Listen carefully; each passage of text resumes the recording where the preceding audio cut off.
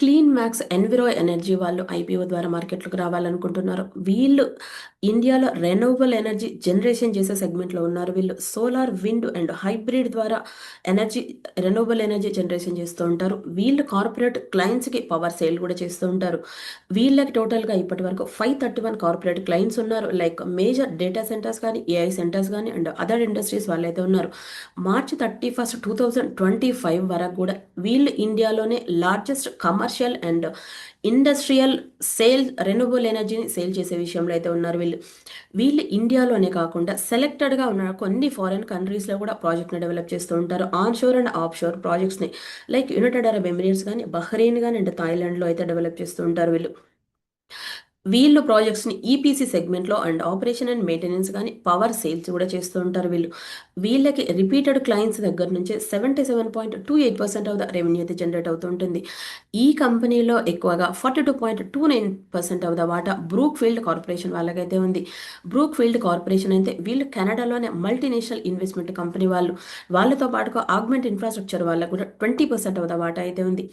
వీళ్ళు మార్కెట్లోకి ఐపీఓ ద్వారా టోటల్గా 3,100 క్రోర్ ఆఫ్ ద అమౌంట్ అయితే రేజ్ చేయాలనుకుంటున్నారు వీళ్ళు. ఒక్క షేర్కి వీళ్ళు ఫిక్స్ చేసిన ప్రైస్ అయితే 1,053 రూపీస్గా ఫిక్స్ చేశారు. ఫ్రెష్ ఇష్యూ ద్వారా 1,200 crore of the amount raise చేస్తే ఆఫర్ ఫర్ సేల్ ద్వారా 1,900 క్రోర్ ఆఫ్ ద అమౌంట్ అయితే రేజ్ చేయాలనుకుంటున్నారు వీళ్ళు. వీళ్ళకి సెప్టెంబర్ 2025 వరకు అయితే 10,261 క్రోర్ ఆఫ్ ద అమౌంట్ అయితే డెట్స్ అయితే ఉన్నాయి.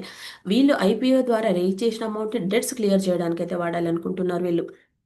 ఈ ఐపీఓ ఫిబ్రవరి 23 ఓపెన్ అయ్యి 25th అయితే క్లోజ్ అయిపోతుంది. వీళ్ళు మార్కెట్లోకి వచ్చిన తర్వాత టోటల్ ఈ కంపెనీ మార్కెట్ క్యాప్ 14,225 క్రోర్గా అయితే ఉంటుంది. వీళ్ళకి కాంపిటీటర్స్ ఎవరైతే ఉన్నారో చూస్తే లైక్ మార్కెట్లో వీళ్ళ రిజల్ట్స్ అయితే ఇయర్ ఆన్ ఇయర్ కంపారిజన్లో నెగిటివ్ నుంచి స్లోగా పాజిటివ్ వైపు అయితే వస్తున్నారు.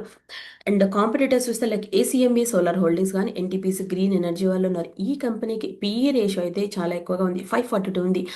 ఈ సెక్టార్లో పీఈ రేషియో జనరల్గా 88% ఉండాలి, కానీ 542 ఉంటే చాలా ఎక్కువగా ఉంది. అండ్ ఏసీఎంబీ సోలార్ వాళ్ళకి 42 ఉంటే ఎన్టీపీసీ వాళ్ళకి మాత్రం 150 ఉంది. ఈ ఐపీఓ అయితే మినిమం 3 to 4 ఇయర్స్ వెయిట్ చేసే వాళ్ళకైతే మంచి రిటర్న్స్ అయితే ఇవ్వచ్చు, ఇమీడియట్గా అయితే ఇవ్వదు. ఫస్ట్ డే ఐపీఓ ఓపెన్ అయిన డేనే 29% అవుతుంది బుక్ అయింది. గ్రే మార్కెట్ ప్రీమియం అయితే 0.50%గానే ఉంది. లాంగ్ టర్మ్ చూసే వాళ్ళకైతే అప్లై చేయొచ్చు ఈ ఐపీఓని. ఈ వీడియో మీకు నచ్చిందా? తప్పకుండా వీడియో లైక్ చేయండి, షేర్ చేయండి, కామెంట్ చేయండి, ఛానల్ని సబ్స్క్రైబ్ చేయండి.